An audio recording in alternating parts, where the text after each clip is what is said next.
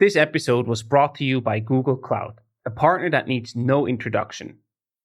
What you might not have heard of, though, is that Google offers a Google for Startups cloud program where they give you access to startup experts, technical training, business support, and cover your Google Cloud costs up to $200,000 for 2 years, or even $350,000 if you're an AI startup.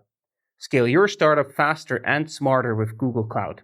Head over to goo.gle/Swisspreneur.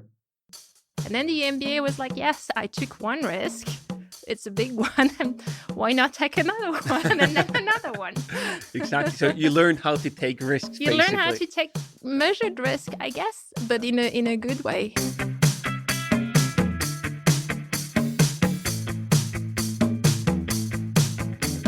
Welcome to the Swisspreneur Show, a podcast about startup stories and learnings from experienced entrepreneurs.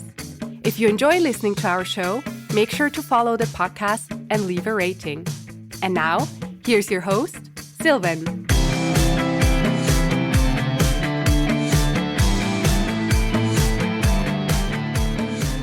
Gaëlle, a very well welcome to the Swisspreneur Show. It's a pleasure to have you as a guest today. It's a pleasure to be here. You're the co-founder and CTO at apheros, a company that manufactures metal foams for thermal, catalysis, and battery applications. I want to know much more about how that all works and comes together. But before we talk about your company, I actually want to start with your background. You studied physics back in your home country of France. After finishing your PhD, you went on to work in the UK as an R&D scientist. I think that was in 2019.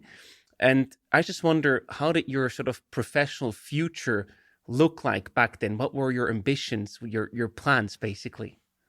Yeah, so after my PhD, I was really wanting to stay in research. But I knew after my PhD that I didn't want to stay in academia. Okay. The whole paper churning thing was not really for me. So I wanted to have an impact. I wanted to do R&D.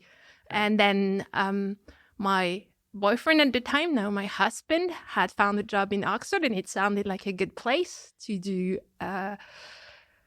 research. So I applied to a few positions, and I got hired at Oxford Nanopore, Wow.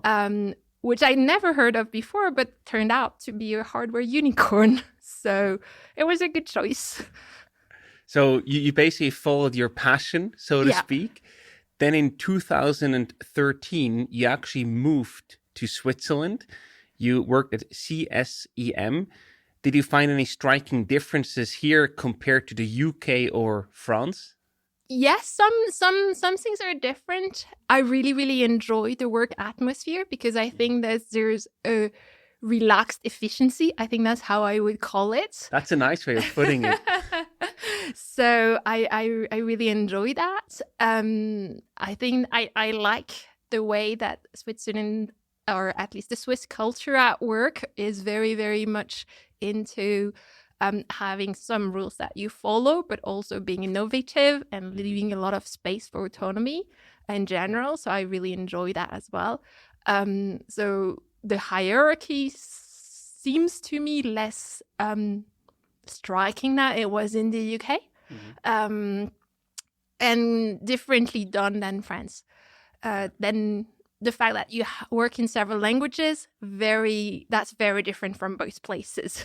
So I'm bilingual French and English since I worked there, but in the UK, it was 100% English. In France, it was 100% French. I actually, now that I think back on it, and in Switzerland, you adapt.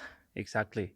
You have to, You have to, exactly. And it's wonderful. I think it really makes your brain very agile as well. Mm-hmm.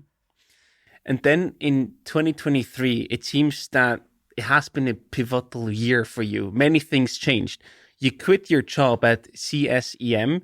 You started a joint MBA at ETH and HSG. And you also co-founded apheros. What a crazy year for you, no? Absolutely. Absolutely. I mean, it's funny because it's like you decide on some that you want change and you decide on some changes and everything kind of falls into place in a way that is impossible to anticipate. So that's what happened to me.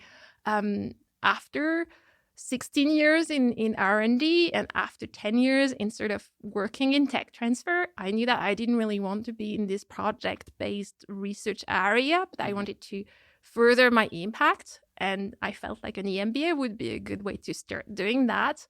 But then at the same time, I started meeting Julia and discussing things. Julia is my co-founder, and things fell into place kind of naturally. But if you had asked me 6 months prior to that, I would not have told you that I would do either of those things. So, was the MBA also a bit of a trigger point to say, hey, you can actually do that and apply your research and then eventually build a company around that? Or where does your entrepreneurial spirit come from?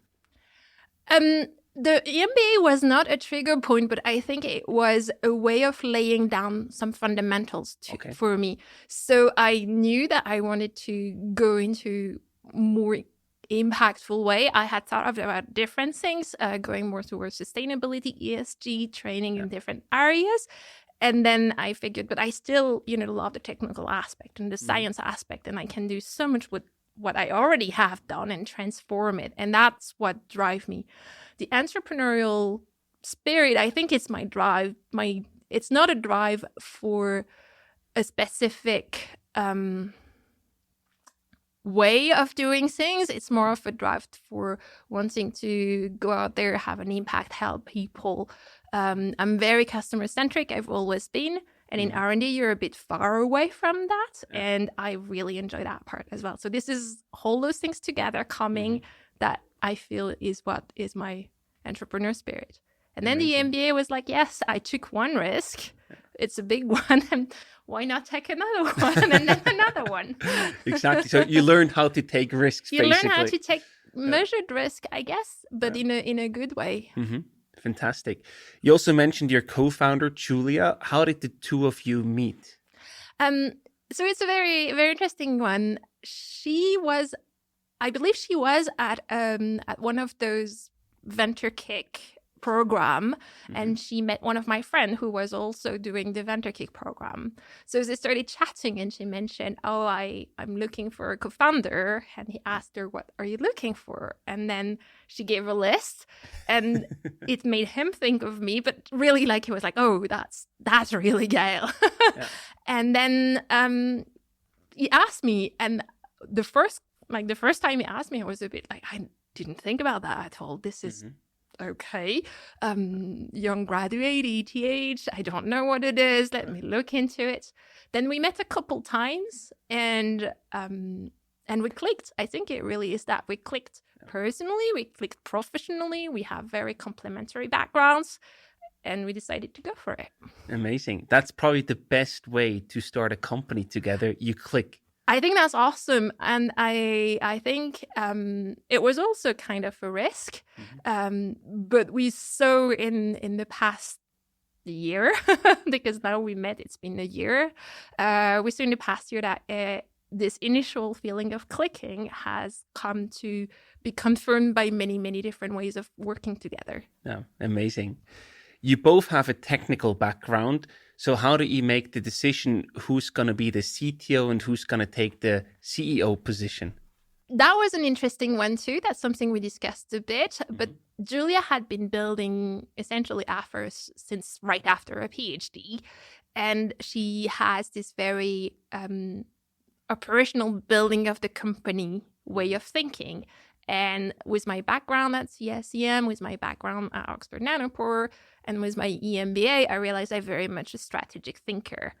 So it seemed like it was a good fit for both of us. You could have seen it in a different way, like saying, oh, she's got an EMBA. But an EMBA doesn't translate necessarily in being the operational part. So my technical background, the fact that I had a bit more wider tests in different areas, and I had been in contact with lots of different people in R&D, lots of collaboration in R&D, made me a really good fit for CTO. Makes a lot of sense. Now I have a bit of a naive question, but I don't have this technical background that you bring to the table. That's probably why I have to do sales in my day job. How can you turn metal into foam? this sounds mind-boggling to me. So how does that work? So metal foam existed before apheros, and how that has been done so far was using through a polymer foam that already exists, and then filling it with metal, and then removing what's called a template, the initial foam. Another way is to take a molten metal and bubble it, and so you have to have a lot of thermal energy to transform the metal you're going to make into liquid, and then add bubbles into it and freeze it kind of in place. But that's not what apheros does, because we have a completely different process, which is, the bulk of our technology, and which is, as you can see, I'm really passionate about it. So I think that's our big differentiator. So the way we actually make the foam is the way you would make meringue in your kitchen. That sounds good. A lot of people know how to make meringue, so I think that's the simplest way to explain it. But you make your secret sauce, which is the egg white, and then you foam it. We foam it exactly like you would foam the egg white, including hair, by frothing it. And once you've frothed it, you shape it into the product you want to make. So that can be a sheet for a certain application, it can be a ring, it can be a cube, it can be a heatsink, anything that you want to apply it to. And at the end of it, you have a cooking step, which is, not your usual oven in your kitchen. It's much higher temperature, but the cooking step sets it into what becomes the final product. So it's a thermal treatment at the end. Amazing. Thank you for explaining that so easy to understand. So it's easy to explain and hard to make. That's probably the best way, right? Exactly. On your website, you mentioned that you have 3 main applications for that, innovative foam that you just described: thermal, catalysis, and battery. Let's walk through each 3 of them, and let's start with thermal. What do you exactly mean by that? What's this application? Yeah, so because of the way we make it, we have very high surface area. That means that, and what's needed in cooling is a material that takes the heat away from your heat source and brings it into contact and brings it away from the heat source into either air. That's called air cooling. That's very simple. Or a liquid that drives the heat away faster, which is called liquid cooling. And it's what's used for the servers, for example. So the servers make a massive amount of heat, and you need to be very efficient. And what happens when you have this high surface area is that it's easier and it's faster. It's more either faster or you drive more heat away from your source through this system. So far, metal foam haven't really been used for cooling for several reasons. One main reason is their costs, and we have a pretty cost-effective method, but we also have a surface area that's 1,000 times better that was exist on the market. So with performance and cost-effectiveness, then we have something that can be used. So metal foam, the commercial one, existing one, work. But we work better and for a better price. Significantly better. Significantly better. Yeah. The second one, catalysis. What is behind that word? Yeah, so catalysis is a huge range of different applications. It's when you have a chemical reaction that happens on a surface and that needs that surface to happen. Okay. And one of the applications that a lot of people will have heard of is green hydrogen.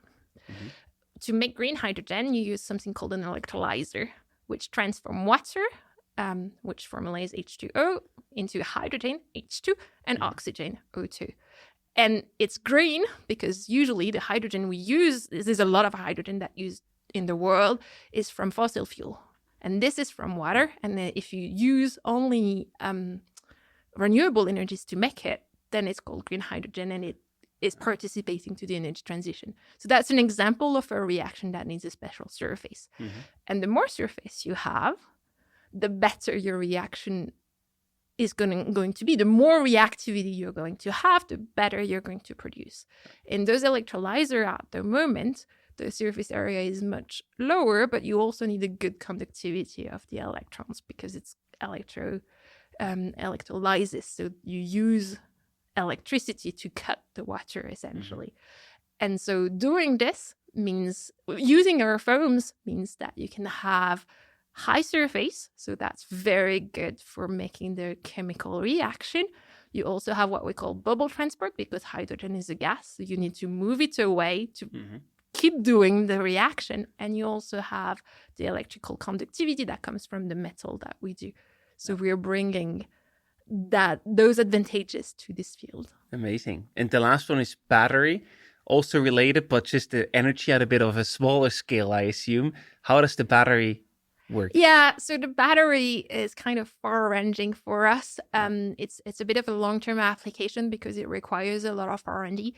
But in lithium-ion batteries, you have a part of the battery that's called the current collector. So the lithium, I think people understand that in battery, the lithium ions move to one port to the other, depending on whether you're charging or recharging. And then if you're charging, you're using the electrons to fill the battery with energy. And if you're discharging, you use the energy that's been filled there to get the electrons. And to do that, you need a part that's bringing the electrons into the battery or dragging the electrons away from the battery. And it's called the current collector. And 3D current collectors, so current collector that have this three-dimensionality that our foams have, for example, are very interesting to improve the performance of the lithium-ion batteries. Got it. So you have 3 pretty different but yet similar applications from a technological standpoint. What industries or companies do you cater to? Who are your customers, basically? Yeah, so we work directly with large corporation, essentially, medium to large corporation. So at the moment, our customers are people that are very innovative companies, for example, in the electronic consumers fields, where you really need innovation to stay ahead of your competitors. They have big needs in cooling. Other companies are also in the materials field, and they want to improve what their offer is. So they have big needs also in catalysis. So we have those companies that are innovative in the field of energy, that are innovative in the field of electronics, of ICT, where they really need to continue bringing innovation in. And we sell, well, at the moment, we do different project development with them, with our foams, to demonstrate that our foams have the exact right performance for them or adapt the foams for them. Hey Swisspreneurs, we've just released our 4th free masterclass on go-to-market strategy with Ankita Mehta and Soumya Dash. Ankita is a serial entrepreneur currently building Lexity.ai, an AI legal tech startup, and Soumya is a co-founder at Sleepis, a startup providing a medtech device that offers sleep insights and a real Swiss scale-up case. They're both seasoned entrepreneurs who've learned their trade through trial and error and lived to tell the tale. Check out this free masterclass to learn how to define your ideal customer profile, how to price your product, and how to get your first customers. Check out the link in the show notes to view our free masterclass. Thank you and have a great day. And can you share a bit more about the traction that you have? Like, how many of the companies do you work with, and where and how do you actually work with them today? So we work quite closely with, I would say, 67 companies at the moment. Wow, that's a lot. That's a lot. So it requires a lot of good project management skills. Yeah. That's where the stuff I've done before comes in handy. And we are in discussion with probably a dozen more. How do we work together? Well, since our foams are materials that are integrated in their product, we really work hand in hand with them in development. Mm-hmm. So we first start, working together into characterizing our foams in their environment to show that they have the properties they want to see, or to adapt their foam so that they have the right kind of properties. And then we continue by making the right shapes and forms and testing different designs with them so that they may be integrated. And that takes a few cycles usually. Mm-hmm. And so we call that proof of concept with them. Yeah. Our proof of concept prior to really, selling to a certain amount of parts to them takes from a year to 2 years. Yeah. So the companies I mentioned before, some of them we've been talking and working together for a year, some of them about 6 months, 3 months. It's all different kind of places. And once we've demonstrated that we have the right properties, etc., then we produce the parts for them to directly integrate in their products. And I assume then your business model is basically they pay you for the parts that you produce for them, right? And you have a good margin on that one. Well, we'll try. I see. I also want to talk about challenges along the way. You mentioned the importance of the project management skills. In that regard, just overall your time management, on where do you focus your time? What do you spend your time on? This is probably a pretty big challenge because you have so many opportunities at hand. So how do you prioritize and actually work to get stuff done, but also to not get lost amongst all these endless opportunities out there? It's a really good question.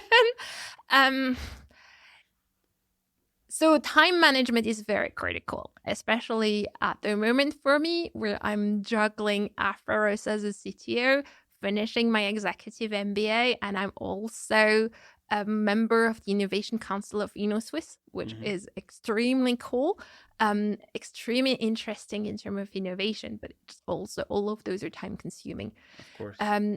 So to not get lost, I think it's very, very important to have a clear strategy on different levels. You want to have your strategy on both the research, the sales, the people management, the hiring in general.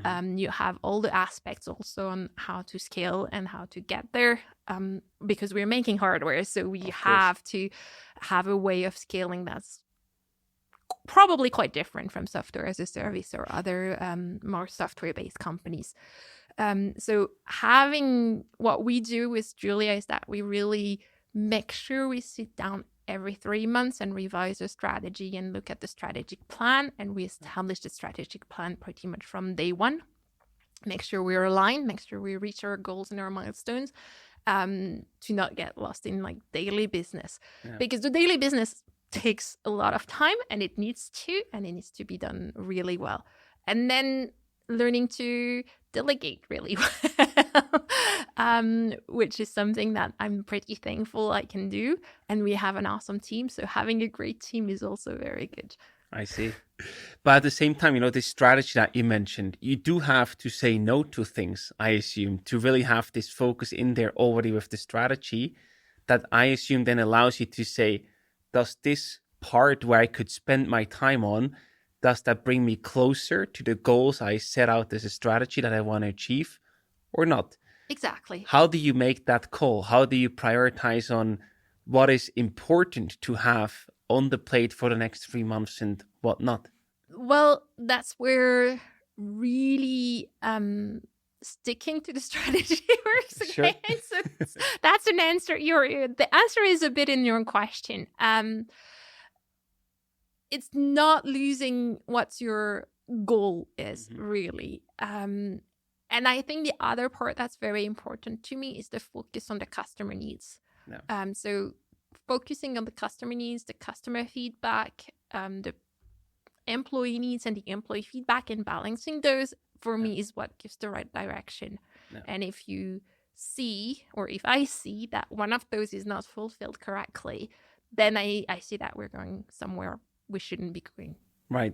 And I think the balance, that's probably the key word here, right? Because you don't want to start to just customize your solution to all the requests that come in from customers, but you also want to maybe push back a bit sometimes and say, hey, from your team's perspective, from the technological perspective, that just doesn't make sense. And then you find a good balance between what the customers want and what you as a team want, or what the technology is even capable of. And the good thing is that we're working with a lot of people that have a huge amount of R&D, that are early adopters of technologies.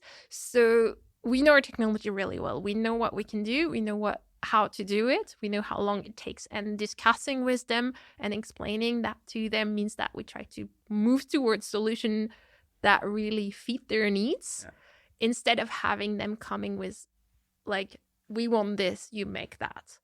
Exactly. And that's where the development part that's hand in hand with the customer is very important. And then by balancing them in the right way, you also have a good strategic direction and you get stuff done. Exactly. To get stuff done, you also need the right team, obviously. And we heard before you have a really good customer, even, pipeline on the commercial side. I assume in the hiring part, it's pretty similar that you need to have a good pipeline to have talent at hand when you actually need it. How do you do that as a sort of a startup, to make sure that you have the right talent joining you on your mission and your companies? Yeah, that has been an interesting road. So I think we're still testing a bit here. So the company's 6 months old, and we've hired a few people already, including some starting in April. So we are also trying to have a good balance between people that, for example, we saw the talent as interns or master students, young ETH spin-off. Of course. So we have talents at hand and also experience, because that's also important to bring experienced people in the company. So some of the talent, some of the very talented people that we work with we did the standard thing. So we published an ad on LinkedIn and we saw were the best CVs and did quite a few interviews. In some cases, we have interesting spontaneous application, and I pay a lot of attention to those. I think it really is very interesting and shows motivation, and if it really fits. I'm also being very honest with them. So I tell them, like, not right now, but in 6 months, in 3 months, in 8 months, is it okay with you? Is it not okay? Can we, keep in touch or not? And usually it's very positive. Yeah. You said you're an early stage startup. I think you have around 6 employees, probably, growing on that front. How do you, prioritize the roles? You said you want to have experience, but at the same time, you also want to have probably young and hungry people that lack the experience, but just, convince you with a steer motivation. What is sort of the role profile you look for? Is it more a generalist role where you say, hey, at the beginning, early stage, small team, you need to do a bit of everything? Or do you already try to specialize a bit in the different areas of applications? Or how does your hiring strategy look like in that regard? I think we've specialized the role a bit, not very much per application, but per technological need. Yeah. So we have an excellent R&D lab manager at the moment.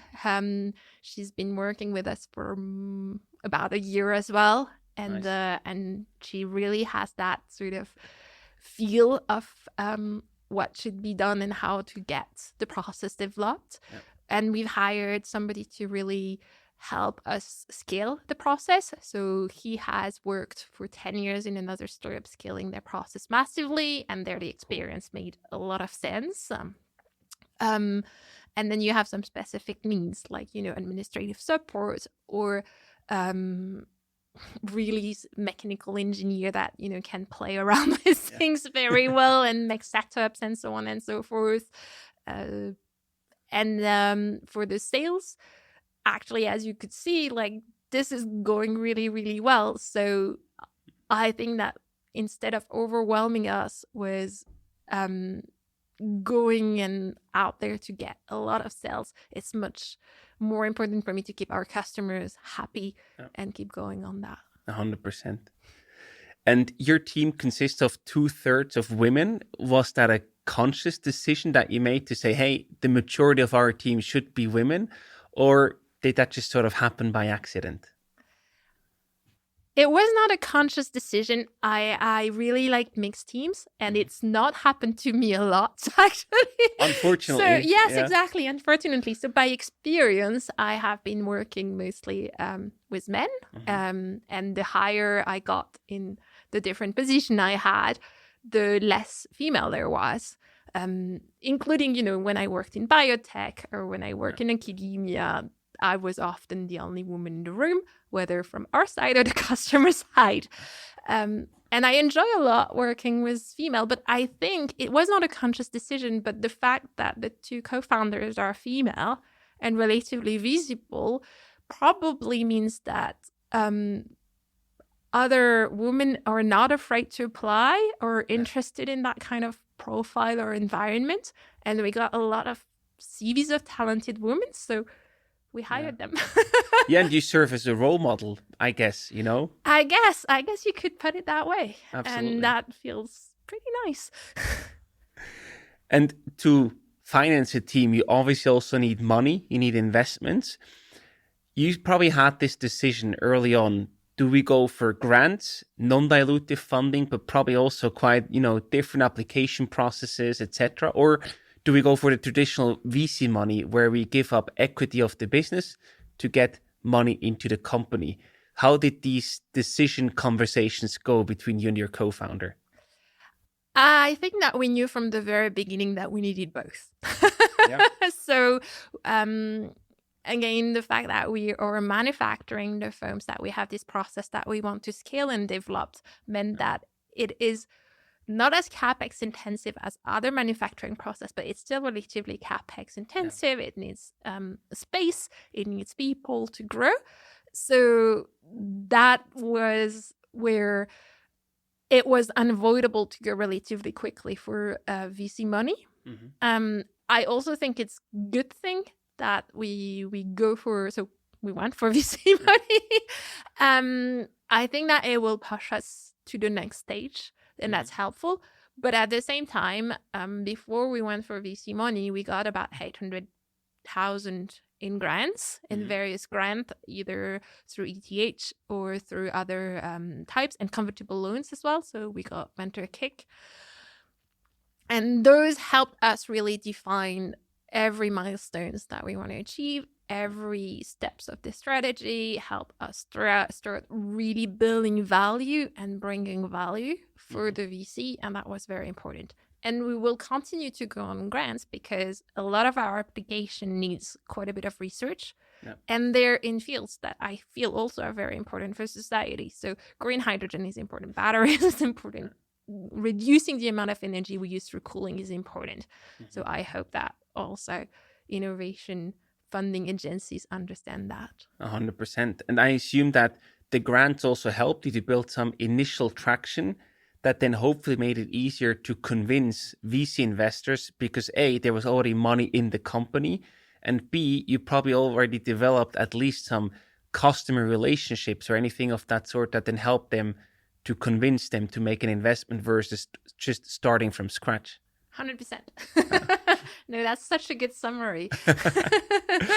And I have one other team-related and funding-related question, because usually as an early-stage startup, it's not really possible to pay, market salaries. All these very talented people, they can just go to a corporate, make a very decent salary, maybe have a bit less impact and might be a bit less motivated than working for an impactful startup as yours. But overall, you probably cannot match the market rate of the people that work for you. Do you put any employee stock option plan or anything of that sort in place to really motivate them to join your company versus the big money from the corporates? Or how else did you convince them? We will have an ESOP. That was not really a question for me joining the company. I don't see that as a motivator, but more as something that's fair, because I think that all employees are important to the success of the company. Right. But even in a startup, even more, the early employees, they will make or break it with us. And so as a result, for me, it was always very important, and for Julia as well, it was always very important that the success of the company was also, since they contribute to so much success for the companies, they deserve completely an ESOP or a PAYSOP. We haven't done it yet because we decided to do it right after the first pre-seed round, which we're hoping to close in about a month. So cross fingers. Nice. And I've seen, and I've been very, very happy to see that actually motivation is very rarely purely financially driven. Of course, you need to hit have a comfortable life, live in Zurich is an expensive city. So, but intrinsic motivation, the drive that's in people is very rarely purely financially based. And so I think that we offer a really nice atmosphere with a complete possibility of growth to people, professional, personal growth. And we do something we really believe in. So I think that's really where the motivation stems. Yeah. And it's something that I've observed in myself, but I think it's also true for the people in the team. They're incredibly intrinsically motivated by either the technology, the application, the customer relationship, all of the above in most of cases, and it's wonderful. And that's probably the right way to go, right? It's sort of a hygiene factor. You need to have your expenses covered, maybe a little bit more to save, to sleep quiet at night, to not have any financial issues, but that's it. Then more money doesn't really change that much after all. I mean, I personally agree with you. I don't judge how people work, but I think that in the startup environment that I've been very impressed because I know personally, I mean, I also take that hit, but you take that hit in the salary because you believe in what you do and because you want to bring it further. And because by doing that, you also want to be in this learning atmosphere where you can grow and bring more and have more in return. 100%. And I have one last question about the challenges. You mentioned the different applications and the many customers you're already in touch with and working with. At the same time, at least from the outside, it seems that this is just even more complex. Your technology is complex on its own, but surfing sort of 3 different applications or even potentially different customers, that's a whole nother complexity. How do you, with a small but very impactful team, make sure that you have enough power to actually follow through and cater to 3 different applications instead of just focusing on one of them?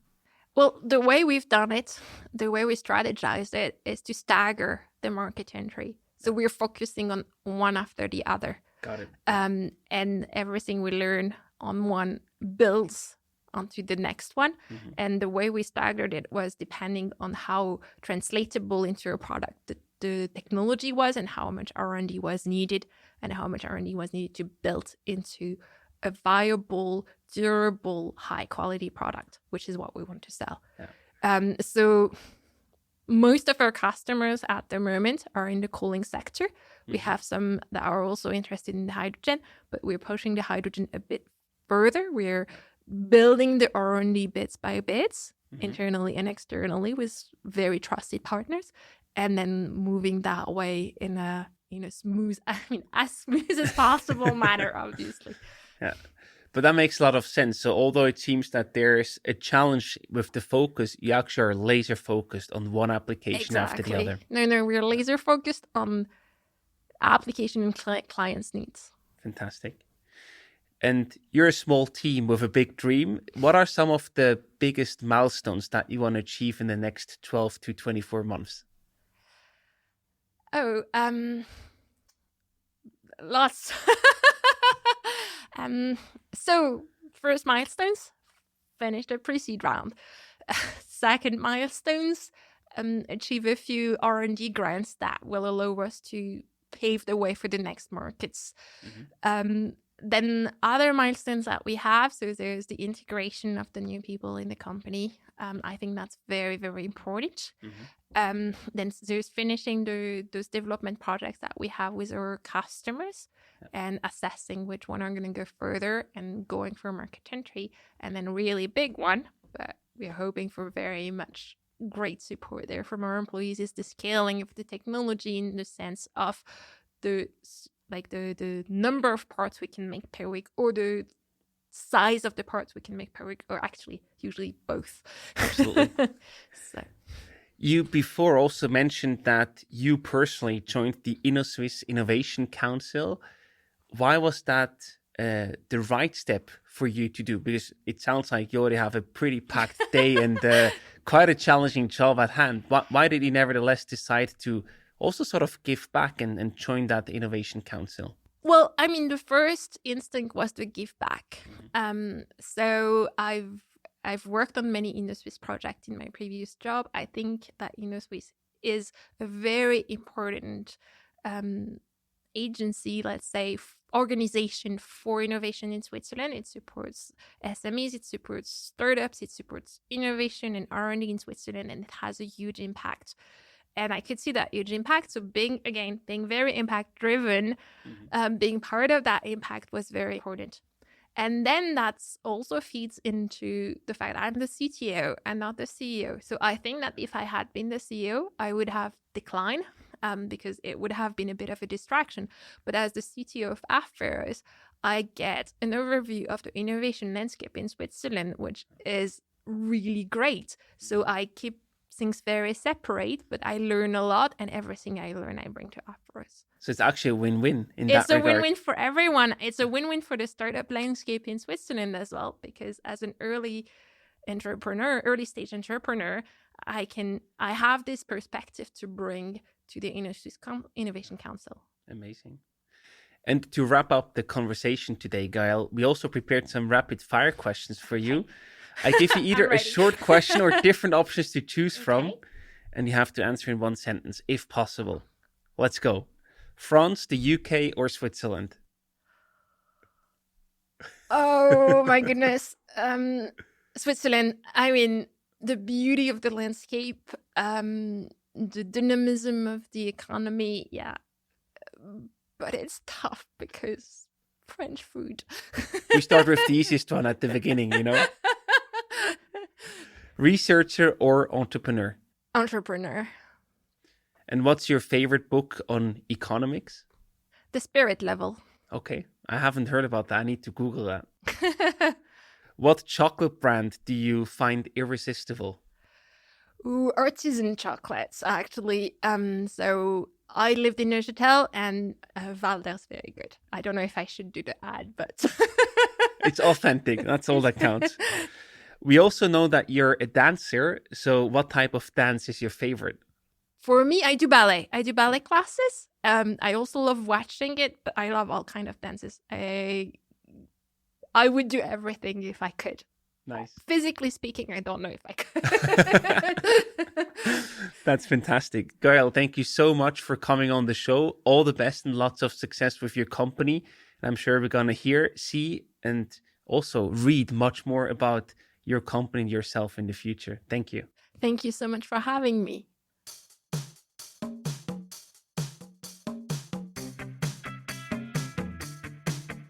We hope you enjoyed today's episode. If you did, you can support us by rating our show on Apple Podcasts. This way, we can reach an ever-growing number of aspiring entrepreneurs.